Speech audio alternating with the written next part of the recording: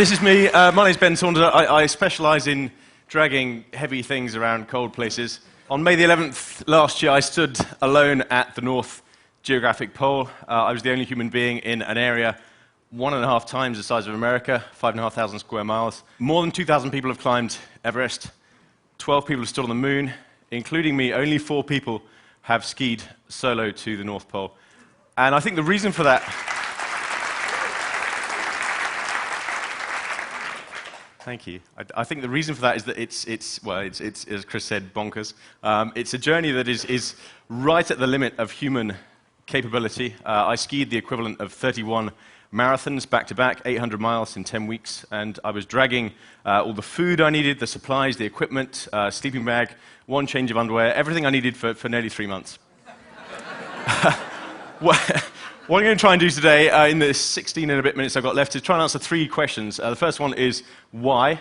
The second one is, how do you go to the loo at -40? Ben, I've read somewhere that at -40, exposed skin becomes frostbitten in less than a minute. So how do you answer call of nature? I'm not going to ask these now. I'll come on to them at the end. Third one, how do you top that? What's next? It all started back in 2001. My first expedition was with a guy called Penn Haddo, enormously experienced chap. This was like my polar apprenticeship. We were trying to ski from this group of islands up here, Seven Isles Zemlya, to the North Pole. And the thing that fascinates me about the North Pole, geographic North Pole, is that it's slap bang in the middle of the sea. This is about as good as maps get. And to reach it, you've got to ski literally over the frozen crust, the floating skin of ice on the Arctic Ocean. I'd spoken to all the experts, I'd read lots of books, I studied maps and charts, but I realized on the morning of day 1 that I had no idea exactly what I'd let myself in for. I was 23 years old, no one my age had attempted anything like this, and pretty quickly, almost everything that could have gone wrong did go wrong. We were attacked by a polar bear on day 2. I had frostbite in my left big toe. We started running very low on food. We were both pretty hungry, losing lots of weight. Some very unusual weather conditions, very difficult ice conditions. We had decidedly low-tech communications. We couldn't afford a satellite phone, so we had HF radio. You can see 2 ski poles sticking out of the roof of the tent. There's a wire dangling down either side. That was our HF radio antenna. We had less than 2 hours two-way communication with the outside world in 2 months. Ultimately, we ran out of time. We'd skied 400 miles. We were just over 200 miles left to go to the pole, and we'd run out of time. We were too late into the summer. The ice was starting to melt. We spoke to the Russian helicopter pilots on the radio, and they said, look, boys, you've run out of time. We've got to pick you up. And I felt that I had failed. Wholeheartedly, I was a failure. The one goal, the one dream I'd had for as long as I can remember, I hadn't even come close. And skiing along that first trip, I had 2 imaginary video clips that I'd replay over and over again in my mind when the going got tough, just to keep my motivation going. The first one was reaching the pole itself. I could see vividly, I suppose, being filmed out of the door of a helicopter. There was kind of rock music playing in the background. I had a ski pole with a Union Jack, flying in the wind. I could see myself sticking that flag in the pole, glorious moment. The music kind of reached a crescendo. The second video clip that I imagined was getting back to Heathrow Airport, and I could see, again, vividly, the camera flashbulbs going off, the paparazzi, the autograph hunters, the book agents coming to sign me up for a deal. And, of course, neither of these things happened. We didn't get to the pole, and we didn't have any money to pay anyone to do the PR, so no one had heard of this expedition. And I got back to Heathrow. My mum was there, my brother was there, my granddad was there, had a little Union Jack, and that was about it. I went back to live with my mum. I was physically exhausted, mentally absolute wreck, convinced I was a failure, in a huge amount of debt personally to this expedition, and lying on my mum's sofa day in, day out watching daytime TV. My brother sent me a text message, an SMS. It was a quote from The Simpsons. It said, you tried your hardest and failed miserably. The lesson is, don't even try. Fast forward 3 years, I did eventually get off the sofa and start planning another expedition. This time I wanted to go right across, on my own this time, from Russia at the top of the map to the North Pole, where the sort of kink in the middle is, and then on to Canada. No one has made a complete crossing of the Arctic Ocean on their own. 2 Norwegians did it as a team in 2000. No one's done it solo. Very famous, very accomplished Italian mountaineer, Reinhold Messner, tried it in 1995, and he was rescued after a week. He described this expedition as 10 times as dangerous as Everest. So for some reason. This was what I wanted to have a crack at. But I knew that even to stand a chance of getting home in one piece, let alone making it across to Canada, I had to take a radical approach. This meant everything from perfecting the sawn-off sub-2-gram toothbrush to working with one of the world's leading nutritionists in developing a completely new, revolutionary nutritional strategy from scratch, 6,000 calories a day. And the expedition started in February last year. Big support team. We had a film crew, a couple of logistics people with us, my girlfriend, photographer. First bit was pretty sensible. We flew British Airways to Moscow. The next bit in Siberia to Krasnoyarsk was on a Russian internal airline called Crash Air, spelled K-R-A-S. The next bit, we'd chartered a pretty elderly Russian plane to fly us up to a town called Katanga, which was the sort of last bit of civilization. Our cameraman, who it turned out was a pretty nervous flyer at the best of times, I actually asked the pilot before we got on the plane how long this flight would take, and the pilot, Russian pilot, completely deadpan, replied, 6 hours if we live.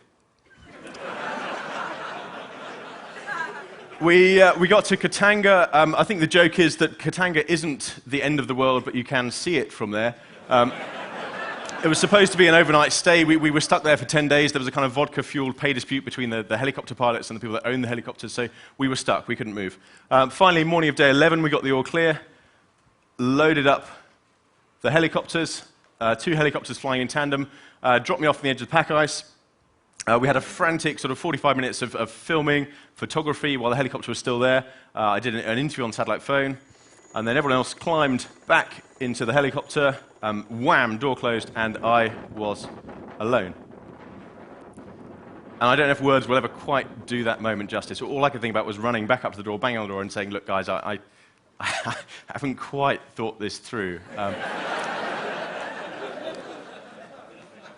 To make things worse, you can just see the white dot up in the top right-hand side of the screen. That's a full moon. Because we've been held up in Russia, of course, the full moon brings the highest and lowest tides. When you're standing on the frozen surface of the sea, high and low tides generally mean that interesting things are going to happen. The ice is going to start moving around a bit. You can see there, pulling 2 sledges, grand total, 95 days of food and fuel, 180 kilos. That's almost exactly 400 pounds. When the ice was flat or flattish, I could just about pull both. When the ice wasn't flat, I didn't have a hope in hell. I had to pull one, leave it, and go back and get the other one, literally scrambling through what's called pressure ice, the ice that's been smashed up under the pressure of the currents of the ocean, the wind, the tides. NASA described the ice conditions last year as the worst since records began. And it's always drifting. The pack ice is always drifting. I was skiing into headwinds for 9 out of the 10 weeks I was alone last year, and I was drifting backwards most of the time.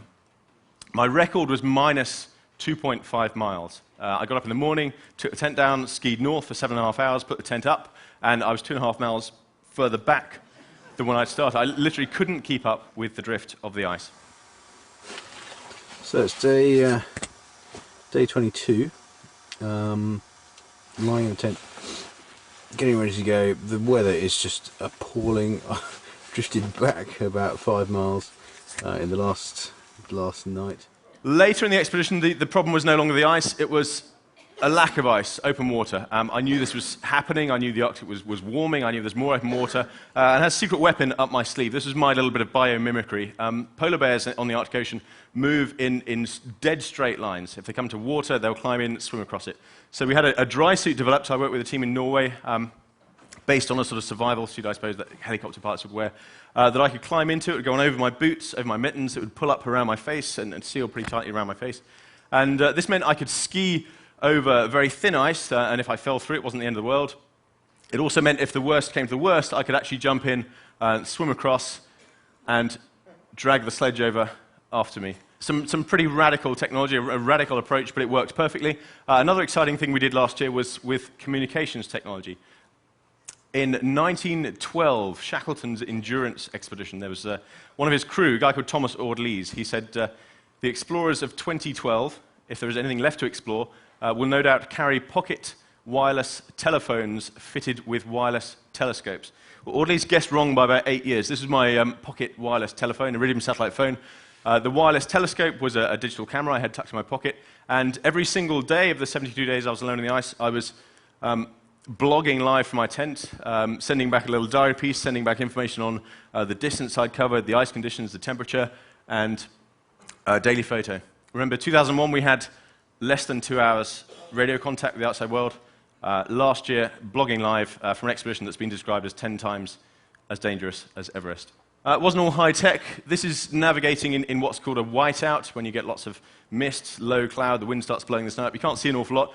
You can just see there's a yellow ribbon tied to one of my ski poles. I'd navigate using the direction of the wind, so kind of weird combination of high-tech and low-tech. I got to the pole on the 11th of May. It took me 68 days to get there from Russia, and there is nothing there. There isn't even a pole at the pole. There's nothing there. Purely because it's sea ice, it's drifting.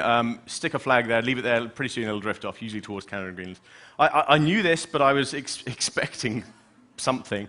A strange mixture of feelings. It was extremely warm by this stage, a lot of open water around, and of course elated that I got there under my own steam, but starting to really realize that my chances of making it all the way across to Canada, which was still 400 miles away, were slim at best. The only proof I've got that I was there is a blurry photo of my GPS, the little satellite navigation gadget. You can just see there's a 9 and a string of zeros here, 90 degrees north. That is slap bang on the North Pole. I took a photo of that, sat down on my sledge, did a sort of video diary piece, took a few photos, got my satellite phone out. I warmed the battery up in my armpit. I dialed 3 numbers. I dialed my mum, I dialed my girlfriend, I dialed the CEO of my sponsor, and I got 3 voicemails.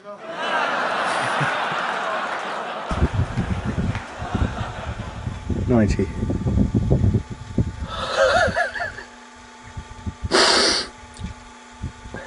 It's a special feeling.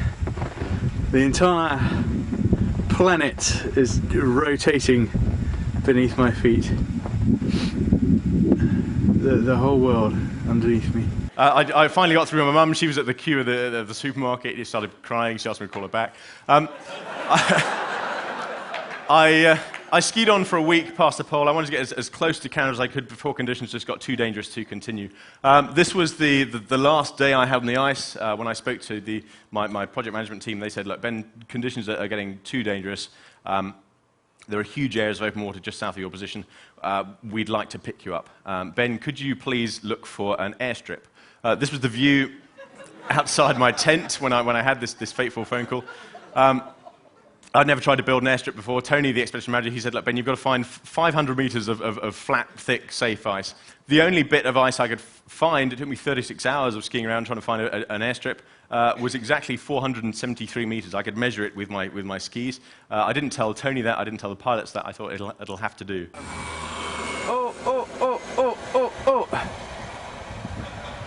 It just about worked, a pretty dramatic landing. The plane actually passed over 4 times, and I was a bit worried it wasn't going to land at all.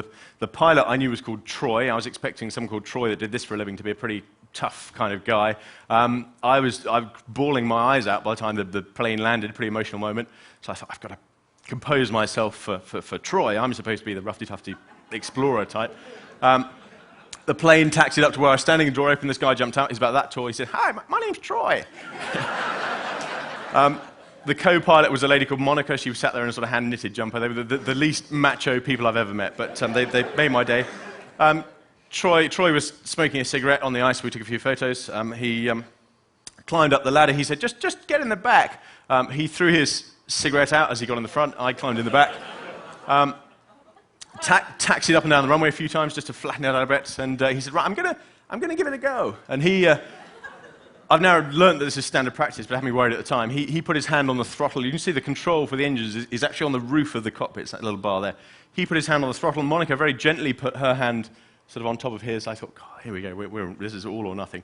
Rammed it forwards, bounced down the runway, just took off. One of the skis just clipped a pressure ridge at the end of the runway, banking. I could see into the cockpit, Troy battling the controls. And he just took one hand off, reached back, flicked a switch on the roof of the cockpit, and it was the fastened seatbelt sign you can see on the wall. And only from the air did I see the big picture. Of course, when you're on the ice, you only ever see one obstacle at a time, whether it's a pressure ridge, whether it's a bit of water. This is probably why I didn't get into trouble about the length of my airstrip. It really was starting to break up. Why?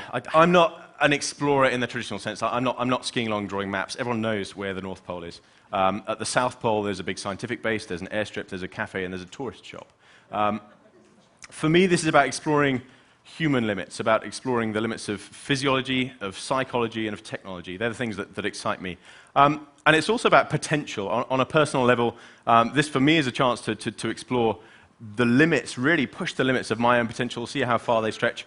And on a wider scale, it amazes me how people go through life just scratching the surface of their potential, just doing 3 or 4 or 5% of what they're truly capable of. So on a wider scale, I hope that this journey was a chance to inspire other people to think about what they want to do with their potential and what they want to do with the tiny amount of time we each have on this planet. That's as close as I can come to summing that up. The next question is, how do you answer the call of nature at -40? The answer, of course, to which is a trade secret. And the last question, what's next? As quickly as possible. If I have a minute left at the end, I'll go into more detail. What's next? Antarctica. It's the coldest, highest, windiest, and driest continent on Earth. Late 1911, early 1912, there was a race to be the first to the South Pole, the heart of the Antarctic continent. If you include the coastal ice shelves, you can see that the Ross Ice Shelf is the big one down here. The Ross Ice Shelf is the size of France. Antarctica, if you include the ice shelves, is twice the size of Australia. It's a big place. And there was a race to get to the pole between Amundsen, the Norwegian. Amundsen had dog sleds and huskies, and Scott, the British guy, Captain Scott. Scott had sort of ponies and some tractors and a few dogs, all of which went wrong, and Scott and his team of 4 people ended up on foot.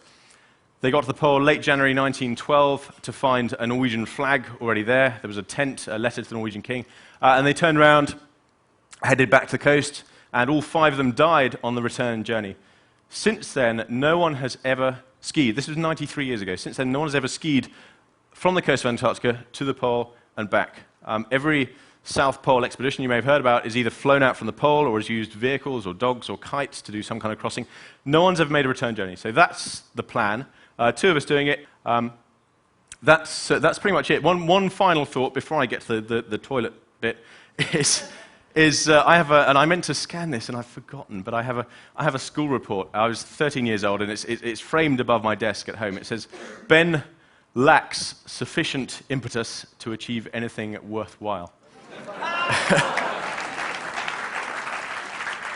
I think if I've learned anything, it's this, that no one else is the authority on your potential. You're the only person that decides how far you go, what you're capable of. Ladies and gentlemen, that's my story. Thank you very much.